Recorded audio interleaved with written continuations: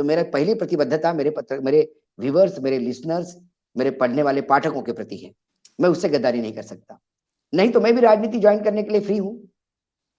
मैं उन्हीं की पार्टी ज्वाइन कर सकता हूं, मुझे वो लोकसभा में मिलेगी, हार गया तो राज्यसभा भी मिलेगी। लेकिन मैं सब कुछ ला सकता हूं, कमीनापन नहीं ला सकता। कहां से लाओ, वो नहीं, खून में है। जब महाराष्ट्र में सरकार बचाई शरद पवार ने तो कहे थे बहुत बड़े चाणक्य है, और अब क्या इसके पीछे भी कोई चाणक्य नीति छुपी है? चाणक्य नीति नहीं, आजकल जुगाड़ुओं को चाणक्य कहा जाने लगा। ये कौन से चाणक्य है? ये जुगाड़ू है, ये जुगाड़ सिस्टम है।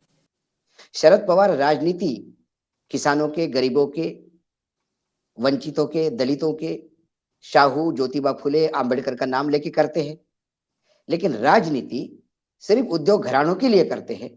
ये आज तक का उनका ग्राफ है।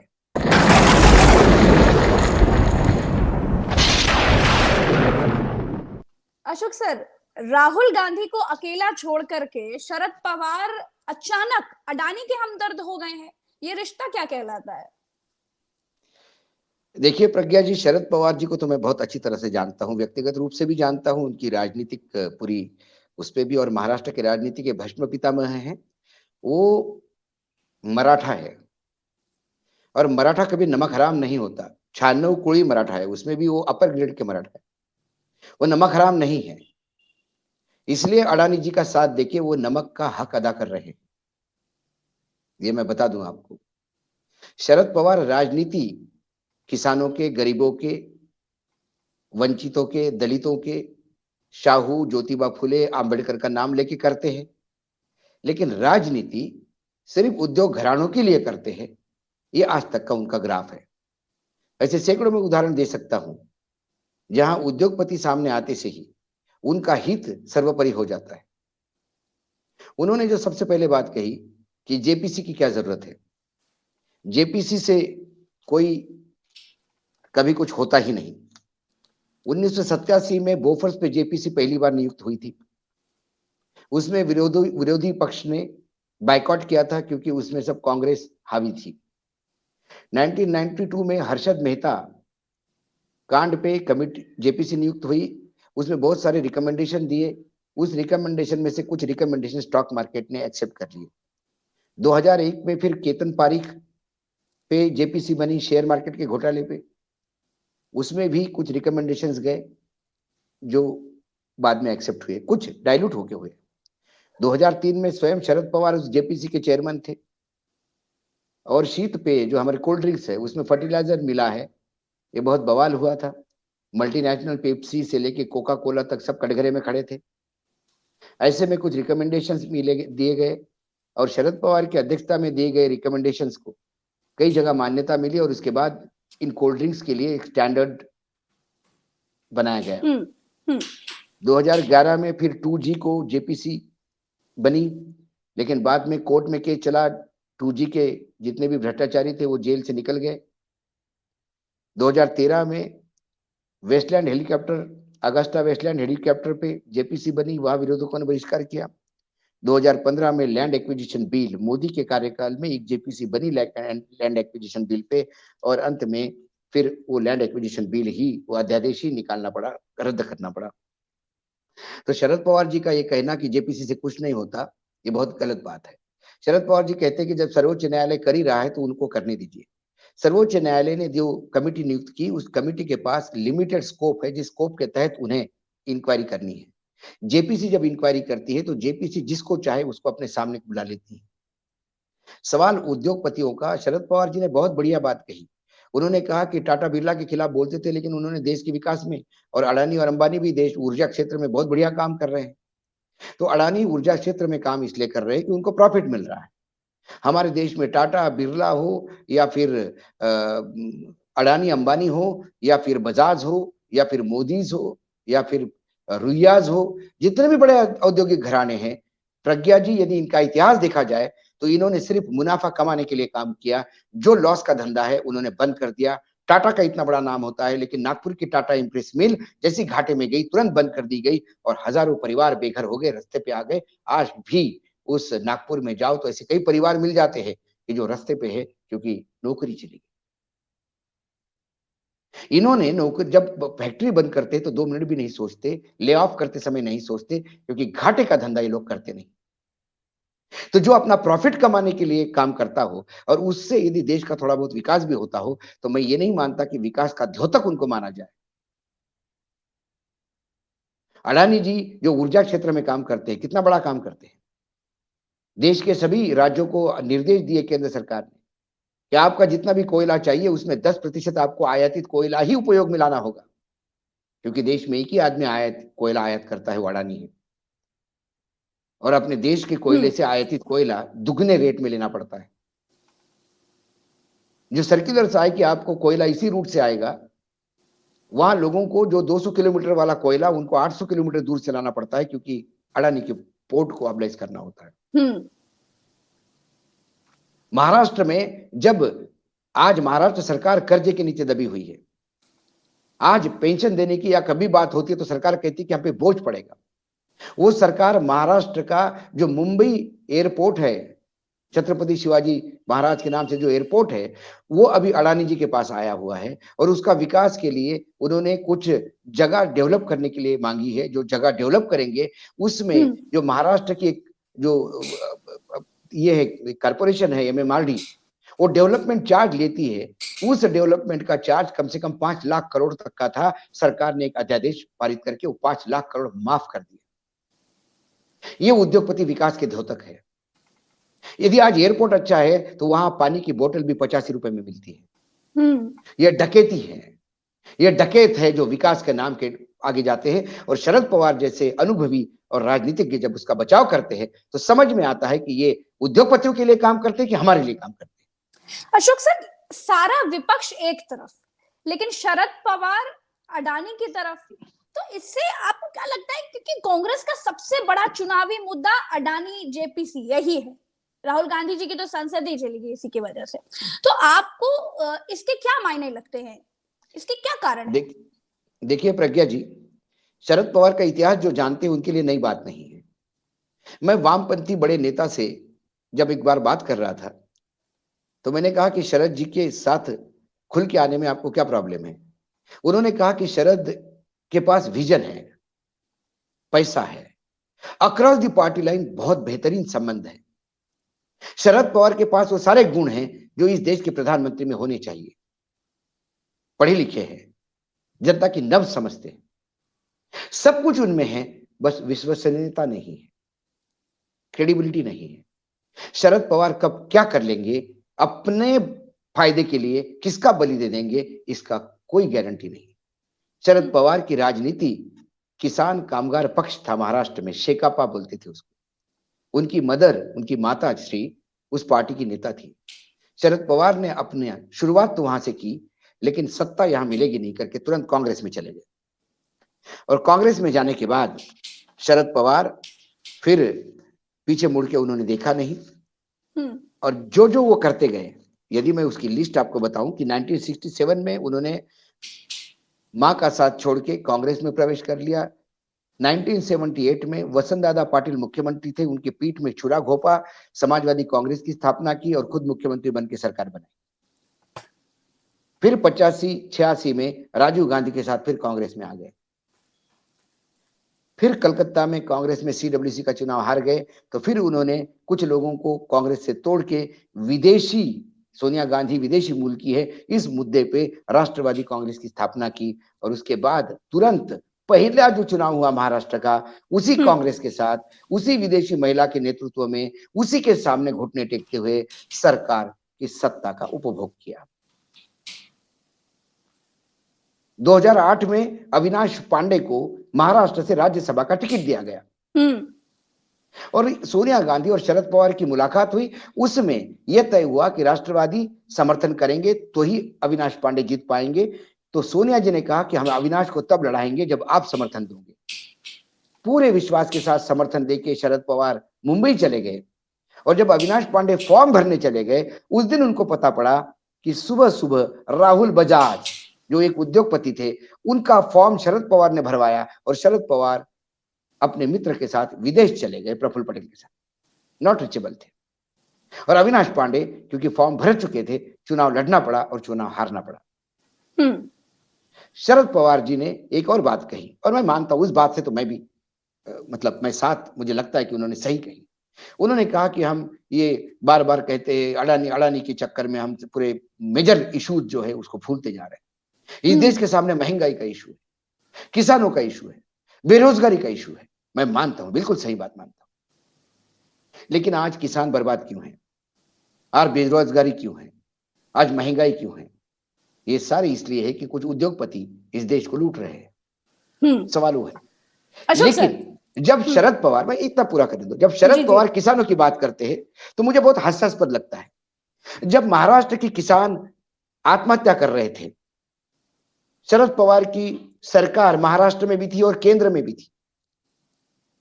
उस टाइम किसानों के भलाई करने के बजाय वो अपने मित्र अजीत गुलाबचंद की मदद कर रहे थे, वालचंद ग्रुप के, इसलिए कि एक लावासा नाम का प्रोजेक्ट आया था और शरद पवार बढ़ चढ़ के पूरे महाराष्ट्र में बता रहे थे कि महाराष्ट्र को देखो, यहां हिल स्टेशन बहुत ही कम है, एक नया हिल स्टेशन बनाना है।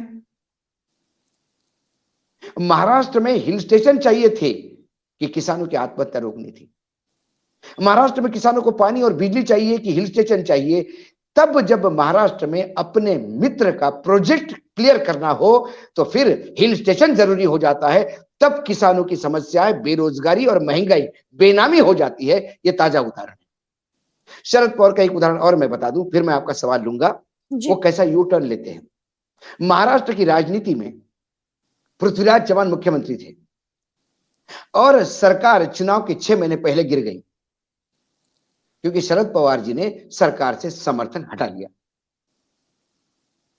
कांग्रेस का सरकार थी, समर्थन हटाया, राष्ट्रपति राजवट लागू हुई, उसमें चुनाव हुए और उसमें बीजेपी शिवसेना सत्ता में आई। तो पहले तो उन्होंने कांग्रेस को बर्फ में लगा दिया समर्थन निकाल करके।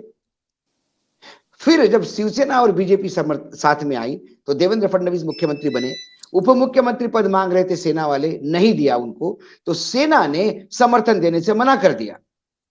लेकिन मुख्यमंत्री पद लिया था, इसलिए विधानसभा में सामने मत प्राप्ति के लिए जाना था। विश्वास का मत लेने के लिए जब गए तब शरद पवार ने बीजेपी को समर्थन देके वो सरकार बचाई और शिवसेना को बर्फ में लगा दिया। फिर बीजेपी और शिवसेना 5 साल बाद इकट्ठा चुनाव लड़े। जब साथ साथ सरकारें बनानी थी तो शिवसेना को बोला कि आप मुख्यमंत्री बनाओ, मैं समर्थन देता हूं। कांग्रेस को साथ में लिया और फिर बीजेपी को बर्फ में लगाया। 5 साल के कार्यकाल में जो आदमी एक बार कांग्रेस को, एक बार सेना को और एक बार बीजेपी को बर्फ में लगाता हो, उसके यू टर्न की हम बात करें तो फिर इससे ज्यादा बड़ा हास्यास्पद नहीं होगा। उसकी क्रेडिबिलिटी की बात करें तो इससे ज्यादा हास्यास्पद नहीं होगा। अशोक सर, शरद पवार ने अपने एक इंटरव्यू में कहा था कि तब सोनिया गांधी महाराष्ट्र में शिवसेना के साथ सरकार बनाने के लिए तैयार नहीं थी, लेकिन तब शरद पवार जी ने उनको मनाया था। और अब वही शरद पवार जी कह रहे हैं कि कांग्रेस का स्टैंड सही नहीं है। तो ये बार बार बदलना, अलग बीन बजाने के पीछे उनको फायदा क्या मिलेगा? तब उनको सत्ता का मक्खन खाना था। सत्ता के समीकरण ऐसे थे कि नमक की चर्चा कर रहे थे कि वो नमक का कर्ज जरूर अदा करेंगे। तो कांग्रेस की वजह से उनके बेटे डिप्टी सीएम बने ना, मलाई तो खाई शरद पवार ने। शरद पवार ने मलाई खाई और अब कांग्रेस के साथ जाके मलाई थोड़ी मिलेगी। अभी प्रतिबद्धता अडानी के प्रति है। जितने मोदी जी अडानी जी के प्लेन में घूमे नहीं होंगे, उससे ज्यादा शरद पवार अडानी का प्लेन का उपयोग करते हैं। प्रॉब्लम कहां है? प्रॉब्लम अडानी जी के कॉन्ट्रैक्ट लेने में नहीं है। सभी उद्योगपति सरकार के साथ चलते हैं। अब हमने अपनी इतने सालों से देखा है, किसी की भी सरकार हो, आपने भी उत्तर प्रदेश में कई सरकारें आती जाती देखी है। उद्योगपति हर सरकार के साथ आते जाते बदलते रहते हैं। शेयर मार्केट में मैनिपुलेशन नई बात नहीं है, बहुत पहले से होता है। ट्रेडिंग क्या आज की बात है क्या? प्रश्न कहां है अडानी को लेके, जिससे मैं भी चिंतित हूं और देश भी चिंतित है। अडानी जी हमारे देश में बहुत ही स्ट्रेटेजिक सेक्टर में काम करते हैं, डिफेंस में काम करते हैं, लॉजिस्टिक में काम करते हैं, जिसमें एयरपोर्ट्स और सी पोर्ट्स आते हैं। वो भंडारण के क्षेत्र में काम करते हैं, जो देश की पूरी एक जान अटकी हुई रहती है। वो अडानी जी के कंपनी में 80,527 करोड़ रुपए जब बाहर से आते हैं और जिन कंपनियों से आते हैं वो कंपनियों का माँ बाप कौन है जब तक नहीं समझ में आता। मैं थोड़ा दर्शकों को बता दूं, शेल कंपनियां क्या होती है। ये शेल कंपनियां हैं 10। अडानी जी के कंपनी में ऑस्ट्रेलिया की एक क्वींसलैंड करके एक राज्य है, वहां के एम्प्लॉयज फंड का पैसा भी लगा हुआ है। उस पर कोई आरोप नहीं लगाते क्योंकि वो अब्जो अब्जो रुपए है, पैसा पूरे इंटरनेशनली इन्वेस्ट करते हैं। उन्होंने कुछ एजेंसीज हायर की है। उन्होंने कहा कि तुम एक काम करो, थोड़ा पैसा ये अडानी में भी लगा दो, जापान की किसी कंपनी में लगा दो, कोरिया में लगा दो, अमेरिका में लगा दो। तो जो उन्होंने अडानी के यहां पैसा लगाया वो 0.01% of the total value of investment है। जितना पैसा क्वींसलैंड एम्प्लॉयज फंड का है उसमें से 0.01% अडानी जी को दिया है। तो ये रेगुलर इन्वेस्टमेंट है। मैं इसमें कोई ना अडानी को गलत कहता हूं ना क्वींसलैंड को। वो पैसा जो आया है वो क्वींसलैंड का एम्प्लॉयमेंट का फंड है, एम्प्लॉयज का प्रोविडेंट फंड जैसे होते हैं वैसे उनके फंड्स है। ये भी मुझे पता है, इसलिए मैं चिंतित नहीं। लेकिन एक कंपनी है एलारा इंडिया अपॉर्चुनिटीज, उन्होंने अडानी जी को 27,306 करोड़ रुपए दिए। 27,306 करोड़ रुपए पे मुझे ऑब्जेक्शन नहीं है। लेकिन एलारा का जो इन्वेस्टमेंट पोर्टफोलियो है उसका 98.50%, मतलब 98.5% अकेला अडानी में लगाया है। तो फिर लगता है कि ये कंपनी अडानी जी के लिए इन्वेस्टमेंट के लिए तो नहीं बनी गई थी। ये ऐसा तो नहीं कि हवाला का पैसा ही गया वापस आ रहा है, या ये चाइना का पैसा है जो इस कंपनी के थ्रू आ रहा है, या पाकिस्तान का फंड है जो इसके लिए आ रहा है, ड्रग मनी है, टेररिज्म मनी है। ये मनी कौन है, इसका माँ बाप कौन है, ये पता नहीं। ऐसी 10 कंपनियां हैं जिसका 80,527 करोड़ रुपए होता है। एक कंपनी है अल्बुला इन्वेस्टमेंट्स, 12,846 करोड़ रुपए उसने लगाए। वो उसके टोटल पोर्टफोलियो के 96.98% है। एशिया इन्वेस्टमेंट कॉर्पोरेशन 9,808 करोड़ रुपए लगाए हैं, वो 99.36% ऑफ द टोटल फंड, मतलब सारा 100% ही फंड उसने लगा दिया। और उसको कोई इन्वेस्टमेंट लायक लोग समझे नहीं है। इसके माई बाप कौन है, इसे पैसा किसका है? क्या शरद जी का तो पैसा नहीं लगाया इसमें? आरोप ये भी हो रहे हैं। सोच मैं भी ये सकता हूं क्योंकि शरद जी एकदम डिफेंडिंग के लिए टूट पड़े हैं कि नहीं नहीं अच्छा उद्योगपति है, बहुत अच्छा काम कर रहा है। तो भैया ऐसा कोई उद्योगपति ऐसा तो नहीं इसने घर बेच के लॉस में दिया हो। अडानी सेठ ने ये तो नहीं बोला कि मैं बिजली सबसे सस्ती दूंगा आपको, सबसे महंगी बिजली बेचते हैं वो देश में। कोई कंपनी उनकी प्रॉफिट लॉस में नहीं है, सब पैसा ही पैसा कमा रहे हैं। तो पैसा कमाने के लिए धंधा करते हैं। उसमें यदि आप ये कहो कोई रेस्टोरेंट चला रहा है धंधा कमाने के लिए, 4 वेटर को नौकरी दे रहा है, तो आप बोलते हो नहीं नहीं नहीं नहीं नहीं उस रेस्टोरेंट को कुछ मत करो। अरे लेकिन वो डालडा घी के नाम से परोस रहा है, लोगों की हालत खराब कर रहा है। भैया रेस्टोरेंट चला रहा है, लोगों को खिला रहा है, फ्री में नहीं खिला रहा है, पैसा लेके खिला रहा है। शरद जी को कौन बताए? इसलिए शरद जी का प्रेम उमड़ आ रहा है उस उद्योगपति के लिए। अशोक सर, ऐसा भी हो सकता है क्या कि शरद पवार ऐसा सोच रहे हैं कि महाराष्ट्र में कांग्रेस कमजोर है और इसका फायदा उठाते हुए 2024 में वो अलग रहकर लोकसभा चुनाव लड़ना चाह रहे हैं? देखिए महाराष्ट्र की यदि संरचना आपने देखी तो संयुक्त महाराष्ट्र है जी। हमारे यहाँ पहले मुंबई स्टेट था, जो मुंबई पुणे ये राज्य पूरा एरिया उसमें आता था, पश्चिम महाराष्ट्र और मुंबई, कोकण भी उसका पार्ट था। फिर एक निजाम करके स्टेट था, वो पूरा मराठवाड़ा उस्मानाबाद से लेकर औरंगाबाद तक जो मराठवाड़ा है, जहां ओएसी का बड़ा प्रभाव बोलते हैं लोग, ओएसी का एक सांसद भी है उस एरिया में, वो निजाम का हिस्सा है।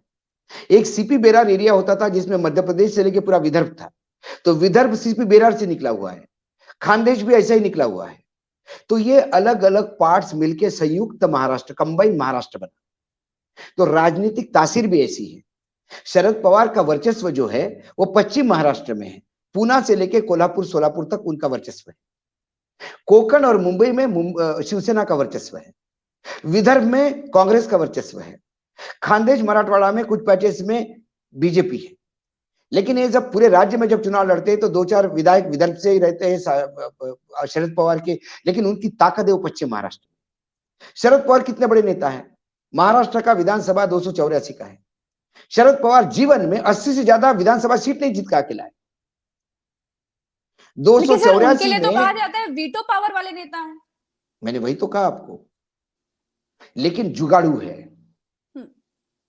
53 सीट के भरोसे भी विधानसभा के सरकार बना ली उनने। नरेंद्र मोदी ऐसे ही थोड़ी गुरु मानते उनको, ये शायद उन्हीं से सीख लिया उन्होंने जुगाड़। अब महाराष्ट्र में ऐसी सरकार बननी थी, बीजेपी ऐसी पोजीशन पे 106 पे फंस गई थी, या तो वो शिवसेना के साथ या एनसीपी के साथ या कांग्रेस के साथ मिलकर ही सरकार बना सकती थी।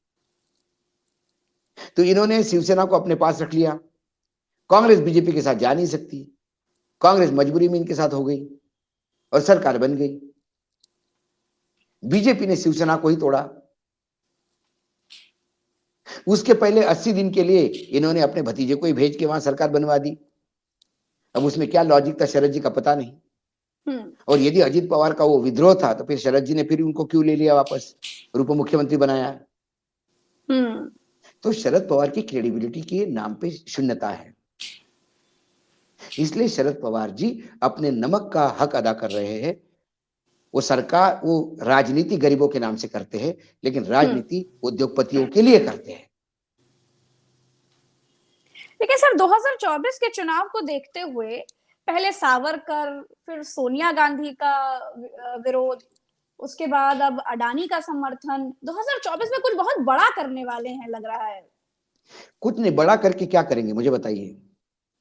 महाराष्ट्र में 48 सीटें हैं, 48 में से कभी भी उनके पास 10 से 12 सीटों से ज्यादा लोग सभा नहीं रही। 48 से तो 48 उनके पास आने वाली नहीं है। ऐसे में वो करेंगे क्या 12 सीटों के भरोसे।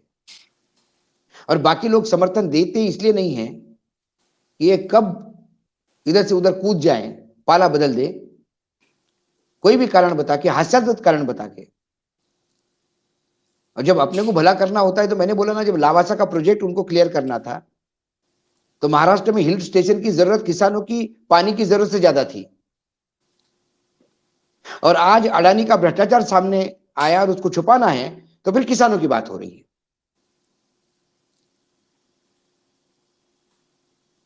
ये शरद पवार जी के राजनीति का कैरेक्टर है।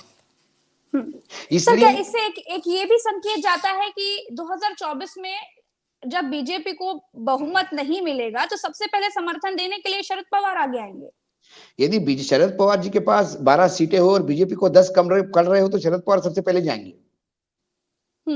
लेकिन शरद पवार की मजबूरी है, उतनी सीटें उनके पास नहीं होगी जितनी बीजेपी को जरूरत होगी। और शरद पवार का साथ सब लोग देंगे, लेकिन बीजेपी का साथ देने में कोई नहीं देता। आज कोई राजनीतिक दल उनका साथ नहीं दिया। यहां तक कि अजित पवार ने भी जब पूछा कि अडानी के मामले में शरद पवार जी ने क्या कहा, उन्होंने कहा कि वो सर्वमान्य नेता है पार्टी के, उन्होंने जो वक्तव्य दिया सही दिया होगा। इतना बोल के अजित पवार भी चुप हुए, क्योंकि अजित पवार के भी गले नहीं उतर रही। इतना भ्रष्टाचार का मेरू, इतना बड़ा पहाड़ सामने खड़ा है, उसको कैसा निकला जाए जी। सवाल ये। लेकिन तो 2024 में चाणक्य कहे जाते हैं शरद पवार। जब महाराष्ट्र में सरकार बचाई शरद पवार ने तो कहे थे बहुत बड़े चाणक्य है, और अब क्या इसके पीछे भी कोई चाणक्य नीति छुपी है? चाणक्य नीति नहीं, आजकल जुगाड़ुओं को चाणक्य कहा जाने लगा। जो जुगाड़ करते हैं उनको चाणक्य कहने, मुझे कई बार चाणक्य पे मुझे दया भी आती है, चाणक्य जी पे। चाणक्य एक विजनरी थे, चाणक्य बहुत बड़े स्ट्रेटेजिक थे। स्ट्रेटेजिक नहीं है। नरेंद्र मोदी और अमित शाह को लोग चाणक्य कहते हैं। अरे ईडी और सीबीआई भेज भेज के लोगों को डरा के साथ में लाते हो, वो कौन सा चाणक्य है इसमें?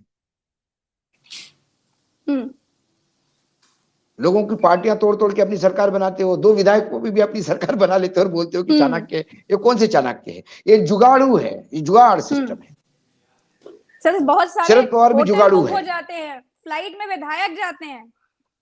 बताइए, अभी आपके अयोध्या में, अब मैंने सुना अयोध्या में, लखनऊ से लेकर अयोध्या तक पोस्टर बैनर लगे हैं एकनाथ शिंदे के, और 10,000 शिव सैनिक। अब आप तो राजनीति इतना कवर कर चुके हैं यूपी में 10,000 शिव सैनिक कहां से आए मुझे नहीं समझ में आता। 3,000 तो महाराष्ट्र से आए, 2 ट्रेनें निकली, एक नासिक और ठाणे से। अपनी जय जयकार लगाने के लिए लोगों को साथ में महाराष्ट्र से लेके आ रहे हैं। और हिंदुत्व की राजनीति में उस आदमी का आईक्यू क्या होगा? 2.5 साल सत्ता में रह के मक्खन खाता रहा सत्ता का, तब उसको समझ ही नहीं आ रहा है कि वो कांग्रेस के साथ हम बैठे हैं। 2.5 साल तक सत्ता उपभोगने के बाद उसको समझ में आ गया, हाय भगवान, हमारे तो हिंदुत्व खराब हो गया। 2.5 साल लगे इस आदमी को हिंदी समझने में कि हमारी सरकार एनसीपी और कांग्रेस के साथ है। ये आईक्यू है इस आदमी का। अशोक सर, आपको चाणक्य जरूर कहूंगी मैं चाणक्य नहीं हूं, मैं एक विश्लेषक हूं जो देखता हूं। देखिए प्रज्ञा जी, जो सामने दिखता है वो लोगों तक लाने का प्रयास करता हूं, सत्य जो है वो लाने का प्रयास करता हूं। आज मैं हमेशा कहता हूं, शरद पवार जी के साथ मेरे बहुत व्यक्तिगत संबंध रहे, अच्छे संबंध रहे, लेकिन राजनीति में जो उनका कैरेक्टर है वो मेरे मित्रता की वजह से अच्छा नहीं हो सकता। जी। जो है वो है, क्योंकि लेकिन मेरा अशोक सर, जिस तरह की यदि मैं बारीक पत्रकारिता का विश्लेषण दायित्व आप निभा करते रहा हैं। हूं, पत्रकारिता का दायित्व निभा रहा हूं, यदि लोग मुझे राजनीतिक विश्लेषक या पत्रकार मानते हैं, तो मेरा पहली प्रतिबद्धता मेरे व्यूअर्स, मेरे लिसनर्स, मेरे पढ़ने वाले पाठकों के प्रति है। मैं उससे गद्दारी नहीं कर सकता। नहीं तो मैं भी राजनीति ज्वाइन करने के लिए फ्री हूं। मैं उन्हीं की पार्टी ज्वाइन कर सकता हूं, मुझे वो लोकसभा भी मिलेगी, हार गया तो राज्यसभा भी मिलेगी, लेकिन मैं सब कुछ ला सकता हूं, कमीनापन नहीं ला सकता। कहां से लाओ, वो नहीं, खून में है, इसलिए राजनीति में नहीं जाना चाहता। बिल्कुल सही बात है। बहुत बहुत शुक्रिया अशोक सर, आपने समय धन्यवाद दिया। धन्यवाद धन्यवाद धन्यवाद। नमस्कार। नमस्कार।